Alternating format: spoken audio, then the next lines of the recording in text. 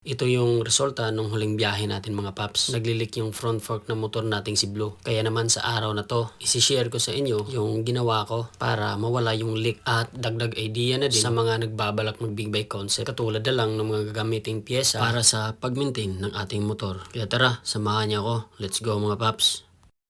Umagang kay ganda mga paps. Yung araw nga pala ay holiday, Independence Day. Ibig sabihin walang pasok. At dahil ito lang yung bakante natin, tinake na natin yung opportunity na makapag-maintain or maayos yung mga dapat maayos sa mga motor natin. Yung una kong ginawa, nilabas ko muna yung mga motor natin dito sa ating maliit na garahe. Dahil yung parking na to, ito na din yung nagsilbing working space natin pag may ginagawa tayo. At pagkatapos ko silang mailabas sa garahe, nilabas ko na din yung toolbox natin. Sabay na din yung mga pyesa na magagamit para sa pagbuo ngayong araw. At ito nga pala yung mga pyesa na magagamit natin mga paps. Meron tayo nitong dust seal at oil seal na sakto yung sukat para sa fork natin. At ito din yung fork oil na gagamitin natin from Pop Shock Attack na intended for touring at saka long ride. At syringe na magagamit para sa pag-refill ng oil mga paps. At pagkatapos ay rumekta na tayo sa pagbaklas ng mga parts tulad na lang nitong side fairings, cowlings at front fender para di tayo mahirapan sa pagtanggal ng ating mugs. At sa pagtanggal ng ating front calipers dapat maingat mga paps para maiwasan yung posibleng gasgas sa ating pintura. Sa ngayon, ito lang muna yung ating babaklasin. Yung nagmumukhang big bike kahit papaano mga paps. Masaya at kontento pa naman tayo sa kung anong meron tayo ngayon. Malay natin kung pala rin at kung ipagkaloob man yung legit na big bike na wish ko lang mga paps. Di naman masamang mangarap, di ba? Ang importante may pangarap ka at one step at a time. Di mo na namamalayang andun ka na pala. Unti-unti mo na balang naaabot yung mga layunin mo sa buhay. Kaya grind lang ng grind mga paps. Balang araw magre-resulta din yung mga tiyagang ginagawa natin sa kasalukuyan mga paps. Bago pa tayo lumayo, balik na tayo sa ating tinatrabaho mga paps. Eto na, natanggalan natin yung dalawang front forks natin. Sa mga nagbabalak pa lang mag big bike concept, ngayon makikita nyo kung ano yung nasa loob nitong fork na binabaklas natin. Dahil nung umpisa, wala talagang ka-idea. Lalo na sa proper maintenance itong parts na to. Dahil ito ay converted na mga paps. Or sa madaling sabi, modified na siya. Kaya siya tinawag na big bike concept dahil literal na yung mga pyesa na ikinabit sa motor natin mga paps ay galing sa big bike talaga na motor. At ito na, natanggalan natin mga paps.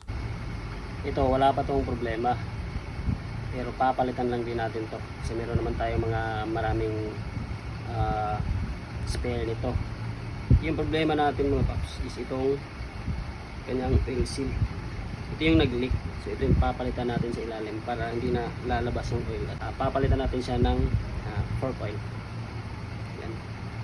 At pagkatapos, dinismantle natin isa-isa yung mga nakakabit sa kanya para malabas yung oil at malinisan yung loob ng fork. At nung pag-drain natin ng fork oil, napansin kong medyo kaunti na lang yung natira. Siguro ito yung naging resulta nung leaking habang bumabiyahe tayo. Kaya sa mga ganitong setup talaga, kinakailangan talaga nating mag-set ng panahon para sa tamang pag-maintain nito. At eto na, natanggalan natin yung oil seal. Medyo may katigasan yung pagtatanggal nito mga paps. Pero yung ginawa ko, ininit ko na lang yung tubo sa labas para yung oil seal ay medyo dumulas at saka kakaunting puwersa lang matatanggal na agad. At dito pinakita ko yung oil na natira galing dun sa fork natin. Medyo kakaunti na lang talaga. At pagkatapos nilinisan na natin yung mga nasa ilalim na parts. Ginamitan nga pala natin yan ng gasolina para madaling matanggal yung mga nakakapit na langis. Pagkatapos malinisan sinunod natin yung isa. Same process lang mga paps. Tanggal isa-isa sabay linis na din. At pagkatapos maglinis, yung sunod natin ginawa chinik yung pyesa o yung oil seal na ilalagay natin kung kapareha ba ng sukat doon sa unang nakakabit. Mabuti na yung naninigurado para di pabalik-balik yung ating trabaho. Disclaimer lang mga paps hindi po tayo expert at hindi din tayo magaling. Binabahagi lang natin yung ating experience para at least kung may plano ka sa ganitong setup na BBC or big bike concept,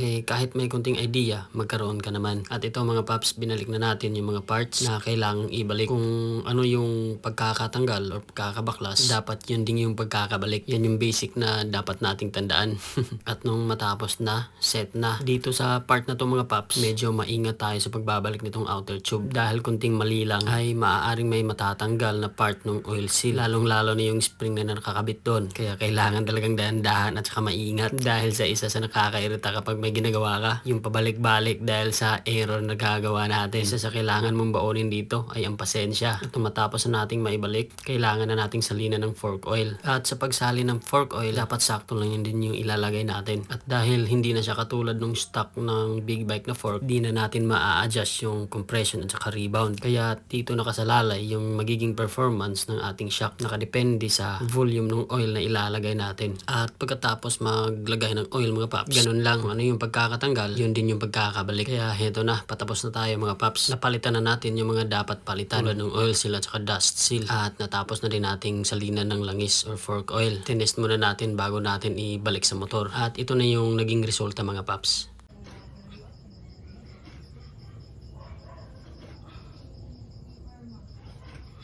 Let's go.